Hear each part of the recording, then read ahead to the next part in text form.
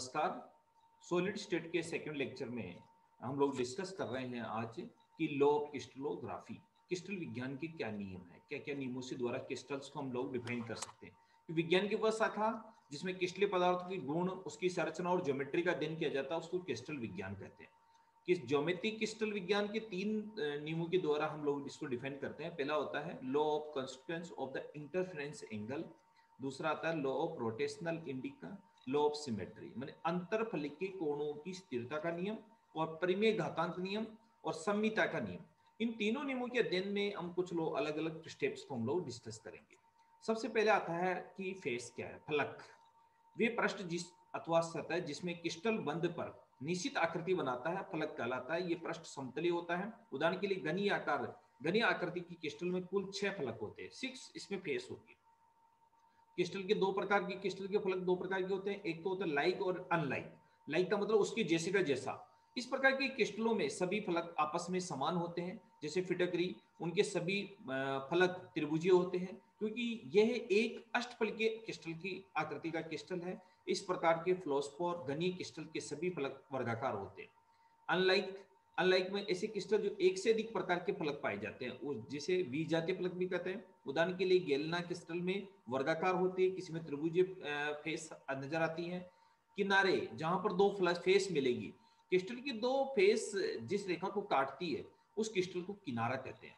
Angle, दूसरे शब्दों में दो निकटवर्ती फलकों को प्रतिच्छेदन माने किनारा बनता है। इसे घनीय क्रिस्टल में दो निकटवर्ती फलक कुल 12 रेखाओं द्वारा काटते हैं तो अतः कुल 12 फलक होंगे।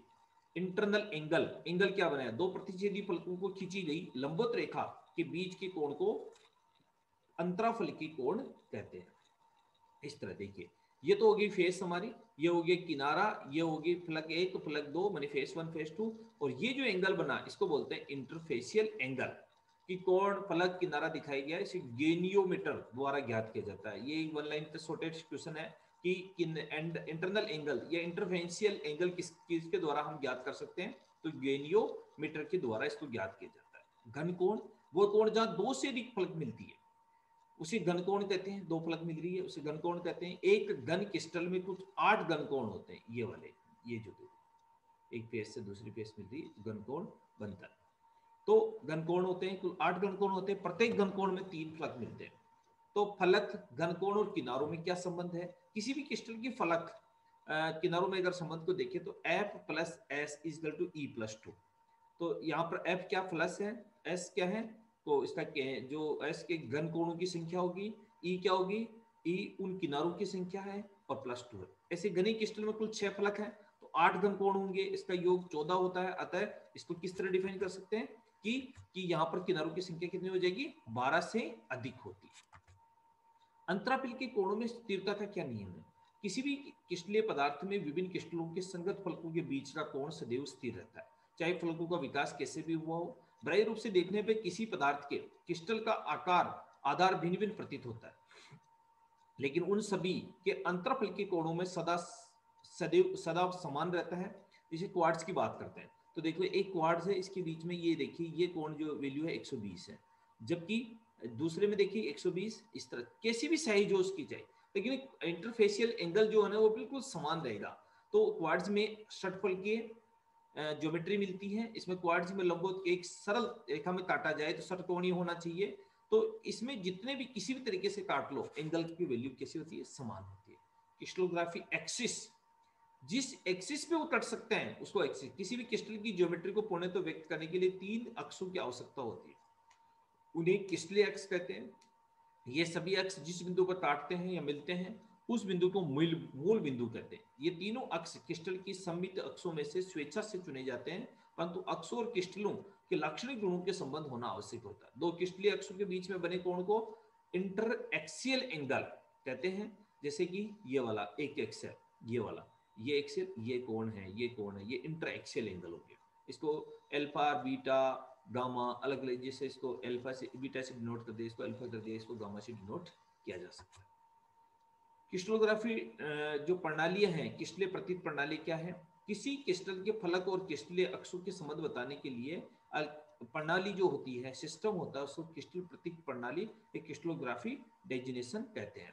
इसे अलग अलग वैज्ञानिकों ने अलग अलग तरह से परिभाषित किया। तो सबसे पहले आता है लॉ ऑफ रोटेशनल इंडिका, प्रमेय घातांक का नियम। इस नियम का प्रतिपादन आर जे हास ने 1784 में किया था। इस नियम के अनुसार किसी क्रिस्टलीय पदार्थ पर क्रिस्टल के सभी फलक के अंतरखंड इंटरसेप्ट या तो इकाई एबीसीडी के बराबर होते हैं या उसके सरल गुणक होते हैं। उदाहरण के N A, N B, N C हो सकते हैं, N dash, N double dash, इस तरह हो सकते हैं।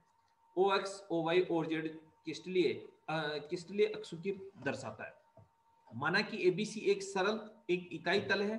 इस नियम के अनुसार इन्हीं तीनों अक्षों पर किसी फलक के अंतरखंड अर्थात डी एफ ई के मान एबीसी के पूर्ण गुणांक होते हैं, और ये पूर्णांक 2 2 1 भी हो सकते हैं, अलग अलग होते हैं। इस प्रणाली में फलक द्वारा क्रिस्टलीय अक्षों पर काटा गया अंतरखंड के अनुपात को पैरामीटर के द्वारा ज्ञात कर लेते हैं। इस कार्य के चुनाव के लिए एकांक फलक का चुनाव करते हैं। इस फलक के द्वारा काटे गए अंतरखंड दूसरे अन्य फलकों द्वारा काटे गए अंतरखंडों को एकांक लंबाई के प्रयुक्त होता है। एकांक फलक द्वारा काटे गए अंतरखंड के अनुपात को अक्षानुपात कहते हैं। परिपाटी के अनुसार अक्षानुपात लिखे गए y का अंतरखंड b = 1 लिखा जाता है। जैसे कि K2SO4 के अक्षानुपात हम देखें इस तरह का है।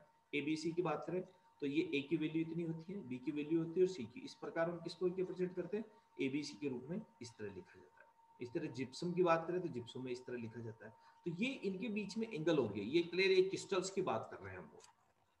तो दूसरा आता है वाइस का पैरामीट्रिक सिस्टम वाइस। इसके अनुसार किसी क्रिस्टल की फलक एबीसी को क्रिस्टल के अक्ष O X, O Y, O Z से संबंध व्यक्त करने के लिए काम में लेते हैं। उदाहरण के लिए चुने गए एक अंतरखंड एबीसी में वाइस पैरामीटर एबीसी है तो उन्हें मानक पैरामीटर में मानकर अंतरखंड एल एम एन के vice parameter 2a 3b 3c होंगे। यदि किसी फलक किसी अक्ष के समानांतर होता है तो ये मानते हैं कि वो अक्ष को अनंत पर काटेगा। अतः पैरामीटर के रूप में उससे संबंधित अक्ष के पैरामीटर a अथवा b अथवा c उसके आगे अनंत लिखा प्रदर्शित किया जाता है। यदि फलक a और b अक्षों के एकांक तुल्यांक में मान 1 और दी लंबाई पर काटता है तो c अक्ष के समानांतर होता है, तो इसको बोले a + 2b Anant c। Vice parameter में अक्ष और बिंदु को प्रकट किया जाता है। उदाहरण के लिए इसको देखिए कि PQRS, इस वाले को देखिए, जैसे ये क्रिस्टल है P, ये P हो गया, Q और R, ये एक एक्सेस बन रहा है इसके अंदर। तो इसकी बात करें हम जैसे, तो इसमें अंदर के इसका मान 1/2 A 2B और 2C, इसका ए बी सी सदा इसी क्रम में लिखा जाए। वाइस प्रतीक गुणांकों में अंक में बड़े कोष्टक में लिखकर प्रकट करते हैं। इस प्रकार LMN के वाइस प्रतीक क्या होंगे? 2 3 3 होंगे। इस तरह से इन प्रतीकों में एबीसी के संकेतों को हटाकर सरल अंकों के रूप में प्रेजेंट करते हैं। सिर्फ यहाँ पर अंक लिखे जाते हैं। अतः इसमें देखिए 1/2 2 2, तो इसको लिखेंगे 1 4 4, इसको डबल कर दिया तो 1 हो गया, ये 2 का 4 4 के रूप में प्राप्त होता है। इसे वाइस पैरामीटर कहते हैं। इस प्रणाली में वाइस पैरामीटर यानी यही व्यक्त करता है कि फलकों के धनात्मक भाग में या ऋणात्मक भाग में। यदि किसी क्रिस्टल के अंतरखंड 2a फिर 1/2b और 1c है तो उसका वाइस पैरामीटर क्या लिखेंगे? इसका तो डबल कर दिया, इसको पूर्णांक में लाना इसलिए, तो 4 1 2 4 1 2 के रूप में वाइस पैरामीटर, तो 412 मानी 412 इसका पैरामीटर होगा। इसके बाद आता है मिलर सूचांक। इस पद्धति का विकास मिलर ने किया। इस पद्धति में किसी भी फलक के वाइस पैरामीटर को व्युत्क्रम के समूह के मिलन अंक कहते हैं। इसकी प्रणाली में किसी अंक को मिलर अंक ज्ञात करने के पहले उसे वाइस पैरामीटर ज्ञात करते हैं। इस अंकों को समूह को व्युत्क्रम के रूप में मिलर अंक प्राप्त होता है। ये अंक भिन्न रूप में प्राप्त होता है तो उचित संख्या से गुणा करके उसको पूर्णांक में बदल लिया जाता है। इसी तरह देखिए 1/2 1/3 1/3, तो इसको बोलेंगे 2 3 3। ऊपर तो सब सेम है तो इसको 6 से गुणा कर दिया सबको, तो बराबर क्या हो गया 2 2, ये है तो 2 वाइस अंक क्या हो गया 2 2। अब मिलर निकालना है तो मिलर निकालने के लिए इसको सभी को 6 से गुणा कर दिया, 6 से गुणा करते हुए 3 2 2, तो क्या चेंज हो गया? ये तो हो गया वाइस और ये मिलर अंक। तो ये उसको मतलब अंकों में एक फेज में डिफाइन करने का तरीका है।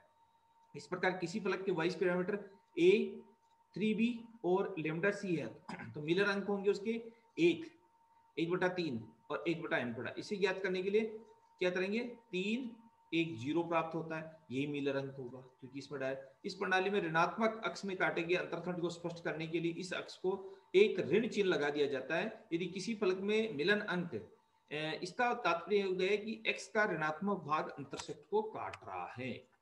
जैसे ये देखिए इसमें अक्षों में निम्न प्रकार 6a 3b 3c, तो इसके वाइस तो हो गया 3633 और इसको व्युत्क्रम करेंगे तो 1/6 1/3 1/3 6 से गुणा करके मिलर निकाल लेंगे, इसको क्या हो गया 1 2 2। दूसरे वाले में देखो 2a 3 -3b और माइनस, तो 2 का 1/2 -1/3 -1/6 से गुणा करने पर 323 होगा, तो इसका पूर्णांक क्या हो गया 323 हो गया। जालक लेटिक प्लेन, विक्रम जालक में कणों की व्यवस्था समानांतर और समांतरिक अनेक प्रकार की होती है। किसी भी क्रिस्टल को जालक तल होता है, संपूर्ण क्रिस्टल की जालक तलों की समानांतर होता है। इस प्रकार से इसमें सेपरेट बिटवीन द लेटिक प्लान को इस सूत्र के द्वारा हम इसको ज्ञात कर ले। यहाँ पर ABC XYZ अक्षों के अंतरखंड है। घनी जालक में A = B = C होता है। इसी तरह इसको यहाँ पर HKL घनीय जालक तलों की मध्य दूरी को सूचनांक है, अर्थात DNKL तलों की मध्य दूरी है। इस सूत्र में विभिन्न घनीय जालक के अंतराल ज्ञात कर सकते हैं। सरल घनीय जालक में एक केशिका के दोनों कोणों पर एक जालक बिंदु होता है। इस बिंदु में 100 से गुण 100 × x एक्सिस की इकाई दूरी पर काटता है, परंतु Z और दो अक्षों की समानांतर होता है। तल y समान दूरी पर काटता है तो Z अक्ष के समानांतर होता है। जालक 1 1 1 तीनों अक्षों के समांतर दूरी पर काटता है। इसी तरह से क्रमागत 100 तलों की लंबवत दूरी को D10 से प्रदर्शित करते हैं, D100 से। जैसे मान है 1/A/1/2 तो D10 की वैल्यू ये वाली वैल्यू निकल गया। इसमें ये वैल्यू पुटअप कर देंगे और इसकी वैल्यू पुटअप करने पर ये हमारे को क्या निकल के आ जाएगा, ये D10 D110 और D111 का ये रेशो हमारे को प्राप्त हो जाता है। ये इसे D10 क्रिस्टल ये हो गया, फिर D10 ये हो गया, D11 क्रिस्टल ये हो गया। सरल क्रिस्टल्स को हम डिफाइन करते हैं। तो ये हमारा एक तरीका है जिसके द्वारा हम क्रिस्टलोग्राफी एंड क्रिस्टल्स को हम लोग डिफाइन कर सकते हैं। तो सॉलिड स्टेट को डिफाइन करने के लिए ये एक इंपॉर्टेंट पैरामीटर्स और इश्यूज को हम लोग डिस्कस करना जरूरी है। धन्यवाद।